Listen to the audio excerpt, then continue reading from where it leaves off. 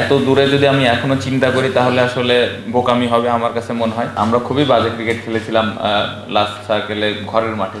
Captain test championship final চলছে লসে আমাদের নতুন সাইকেল শুরু হচ্ছে।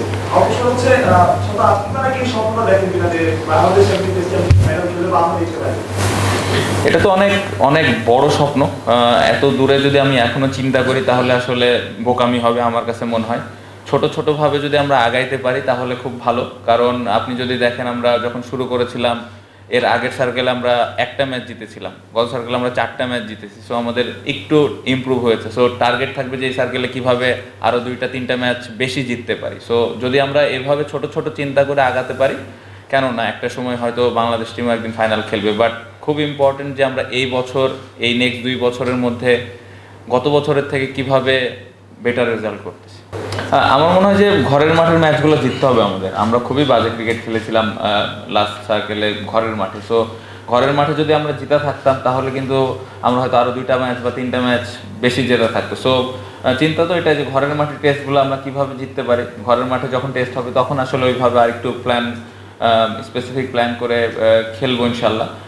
বাইরে ভালো হয়েছে, এই কনফিডেন্সটা আমাদের কাজে দিবে ইনশাল্লাহ। যদি এবছর আমরা বাইরের মাটিতেও রেজাল্ট করতে পারি তাহলে দেখা যাবে যে আমাদের এই বছরের যে টেস্ট চ্যাম্পিয়নশিপের সার্কেল, এই সার্কেল আর একটু বেটার রেজাল্ট হবে না। ডেফিনেটলি আমার তো ওই বিশ্বাস অবশ্যই আছে। আমার টিমে যারা আছে সবাই ওই বিশ্বাস করে যে কারণ গত বছর আমরা 4টা ম্যাচ জেতাতে আমাদের একটা বাড়তি কনফিডেন্স তো আছে। বিশেষ করে বাইরের মাঠে আমরা জিততে পেরেছি। শ্রীলঙ্কা অনেক স্ট্রং দল, আমরা সবাই জানি। বাট আমার মনে হয় যে আমরা যদি আমরা আমাদের ক্যাপাবিলিটি অনুযায়ী খেলতে পারি তাহলে এই টেস্ট সার্কেলটাও ভালোই শুরু হবে, আমি এটা বিশ্বাস করি।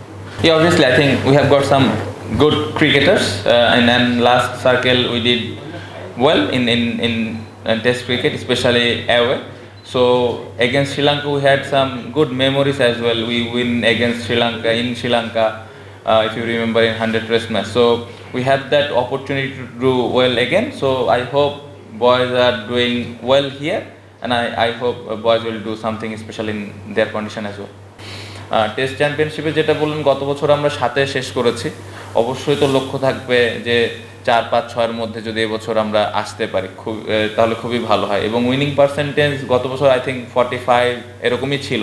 সো এখান থেকে যদি একটু বাড়াতে পারে 50, 55, 60 হলে আমার মনে হয় যে অ্যাজ এ ক্যাপ্টেন হিসেবে ভালো একটা অ্যাচিভমেন্ট হবে আমার। জিম্বাবুয়ের সাথে সিরিজটা ভালো হয়নি। এটা ওই সিরিজটা আমাদের যেটা ছিল এটা আমি মানি। বাট আমার কাছে মনে হয় যে 2025 থেকে 2027 যে টেস্ট সার্কেলের যে ম্যাচগুলো আছে এইখানে আমরা কত ভালো রেজাল্ট করতেছি, কত ভালো খেলতেছি। কারণ এইখানে অনেক গুরুত্বপূর্ণ, এটা একটা ওয়ার্ল্ড কাপের মতো। সো এই জায়গায় যদি আমরা টিম হিসেবে, দল হিসেবে ভালো করতে পারি তাহলে ক্যাপ্টেন হিসেবে ভালো লাগবে।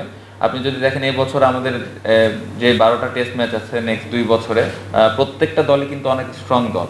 সো সহজ হবে না, অনেক চ্যালেঞ্জের মধ্যে দিয়ে যেতে হবে। সো এই টিমটা সবাই মিলে একসাথে যদি আমরা কষ্ট করে মেহনত করি তাহলে আমার মনে হয় যে একটা বেটার রেজাল্ট করা সম্ভব।